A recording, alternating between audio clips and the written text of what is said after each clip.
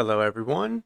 In this video, I will be listing 50 mods you can use together to expand and improve your gameplay experience in Mount and Blade Bannerlord.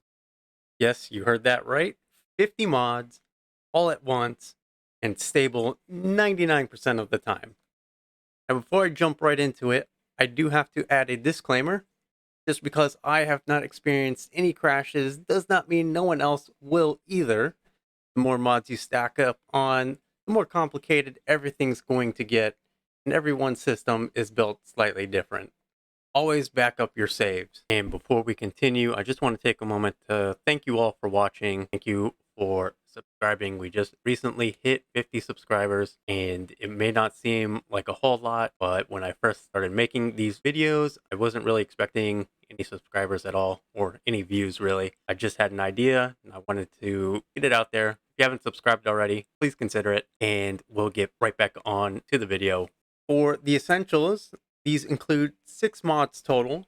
The Butter Stack are the same 4 mods you likely see under every other mod page requirements.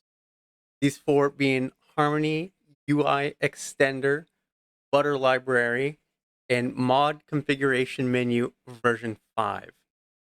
By themselves, they don't do much of anything, but many mods will require them, and they generally are compatible with everything else. BetterExceptionWindow is a mod modders require user to have in order to generate a crash report for modded games. You don't need this mod to run anything, but if you do encounter crashes in your game, you will need this mod to identify the source of the crash. Enable achievements is necessary if you want to still earn achievements while playing in Sandbox mode or with any mods installed, as achievements are disabled unless you play unmodded campaign mode. For the should be vanilla mods, I have decided on only 2 mods out of this list. There are many mods I enjoy and would like to be integrated into vanilla, but I don't think they are necessary to the point that the game is worse without them. These mods, however, Bannerlord just feels worse to play without these mods present. The first one is Realistic Battle Mod. It is a highly configurable mod that overhauls combat, AI, and tournaments. The mod works best when all 3 are activated at once, but you can choose to disable elements you don't like in the RBM configuration menu. Combat overhauls weapons and armor damage and protection values, changes the way cut, pierce, and blunt damage works against various armors, and modifies range reload speed. It even comes with its own unit overhaul. And if you don't like any of the combat overhauls, you can easily disable it and enjoy the rest of the mod. Now, I will note that I have experienced frequent crashes with the combat module, specifically on the max battle settings, that being 1,000 troops in battle.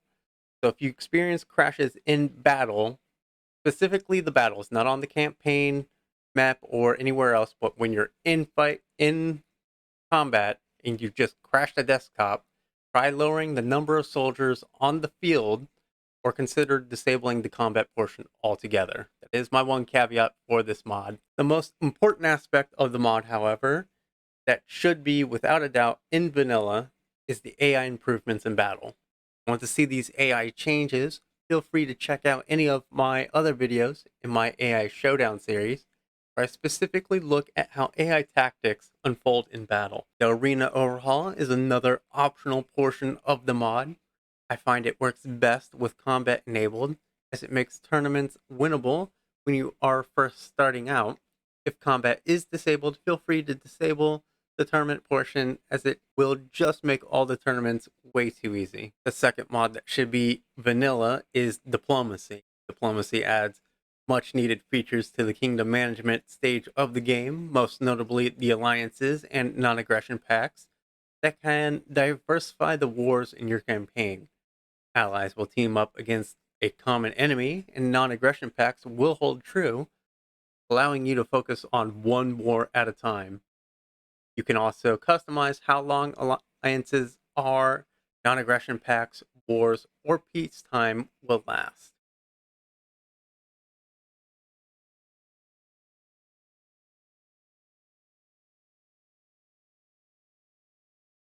Moving on to the quality of life mods, there's Better Time, which allows you to customize additional speed up on the campaign map beyond the ×2 and ×3 option. Better Smithing allows you to customize your stamina regen and the rate of learning recipes. RTS Camera allows you to command your troops from a bird's-eye view. Cinematic Camera provides options to slow down battle and adjust camera angles for more cinematic shots. You can check out my AI Showdown videos to see that in action. Character Reload is an all-encompassing character editor. Change any character's name, appearance, skill levels, attributes, and even gear. UIExtender offers more detailed information on characters in the encyclopedia. Improved Garrisons allows you to manage all your holdings anywhere, as well as auto-patrol your lands and auto-upgrade and recruit for your garrison. Party Screen Enhancements easily organizes your party based on your preferred criteria, as well as auto-upgrading units down certain paths. Sorted Income lets you see where exactly your income and expenses are coming from. The immersive flavor mods will add diversity to make the world feel more alive. Bandit Nations makes bandit parties larger, and bandit hideouts are absolutely stacked. Banner Color Persistence lets you keep your own colors when joining a faction, as well as an option to paste your own banner design in the banner selection screen. Bodyguards assigns a few of your troops or even companions as your personal guard that will follow you around regardless of the orders you give your army. They can be customized by troop type, how many guards, and they can be dismissed during battle to rejoin their formation. Cultured Start provides multiple starting options from starving ragtag looters to being a vassal with a castle, or even your own kingdom right at the start of the game. CC's Banners adds a bunch of new banners of various styles to choose from, as well as a large color palette. Immersive Sergeants makes it so your captains and troops echo your orders. They will also give a battle cry when given the order to charge. My Little Warbands, or My Own Troops, allows you to fully create your own troop tree using every available item in the game and introduced through additional mods. You change the settings to allow you to edit vanilla troops as well. Moloch's Duels brings back duels for Bannerlord. You can duel lords for relation gain or enemies for parley. More Arenas adds diverse arena scenes to help curb the monotony of fighting tournaments on the same field every time. True Noble Opinion makes it so every noble can develop separate relations with you, instead of every noble's relation being determined by their clan head's opinion. True Relations allows the gain and loss of relations with notables and nobles through battles and quests. Today We Feast brings back feasts from Warband, except it doesn't completely cripple factions for feasting in the middle of a three-front war. Feasts can only be held at peacetime and automatically end when war is declared. Random Events inserts several flavor prompts with various boosts or negative modifiers throughout your travels. Frequency of events can be adjusted. Realistic Weather adds various weather conditions that influence battle performance in the different regions of Calradia. Open Source Armory adds over 100 new armors. While not yet updated to full release, it is still compatible with 1.0.1. Open Source Armory RBM patch is required if you plan to use the combat module of RBM. Open Source Saddlery adds more saddles and horses. It is also compatible with 1.0.1. Open Source Saddlery RBM patch is also needed if you plan to play with the RBM combat module. Open Source Weaponry is the third part of the OSA pack, but it is not yet compatible with 1.0.1. It adds a bunch of new weapons and is definitely worth getting once it is updated to the current version. If you do get the weaponry pack when it is updated for the current version, you will also need the corresponding RBM weapons patch if you plan on using the RBM combat module. Swadia Armory RBM is a Swadia Armory tailored for the combat module for RBM. If you are not going to use the combat module, get the regular Swadia Armory mod instead. It adds armors in the likeness of Swadia from Warband. This last section will feature mods that rebalance the game in some way. These are to my personal taste and may or may not be to your own liking. Agricultural estate allows you to purchase land in villages to generate some additional income. Distinguished service allows you to promote your soldiers into powerful companions. Dynaculture introduces a culture shift to captured fiefs. After some time, fiefs will begin to adopt the culture of their new lords, allowing villages with mixed culture troops to exist in hotly contested regions. Forbury adds an in-depth roguery system that allows you to build your own criminal enterprise. Surrender Tweaks changes the formula behind parties surrendering before combat.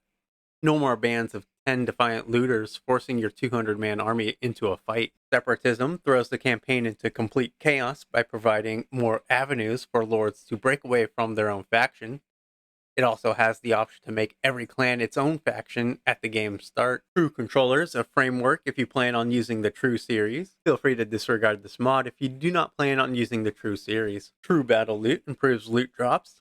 Every unit that dies in battle has a chance to drop their gear. It has an option to include allies and lords at the cost of honor as well. It is recommended alongside true item values and true army costs, otherwise you will get rich really fast. True item values changes the values of items based on their material. Two-handed scraps of iron don't sell for millions, and tier 6 armor will be expensive, but not $500,000 expensive.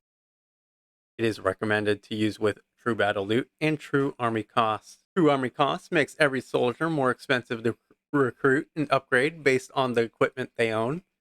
It is balanced around the previous two mods, so it's really an all or nothing deal. True Prisoners improves the handling of prisoners, making them less likely to escape parties and garrisons. True Ransoms improves the value of ransoms based off the importance of the prisoner. Useful Companions allows companions to gain EXP for stats they normally can't get EXP from, such as Charm or Roguery. Any way you can gain skill experience, your companions can too. And there you go. There's 50 mods you could use right now. I will leave them down in the description, or you could find them on Steam Workshop or Nexus Mods. Again, thank you for watching. Thank you for the 50 subscribers. We're at 60 now. If you haven't already, go ahead and subscribe. And I will see you in the next video.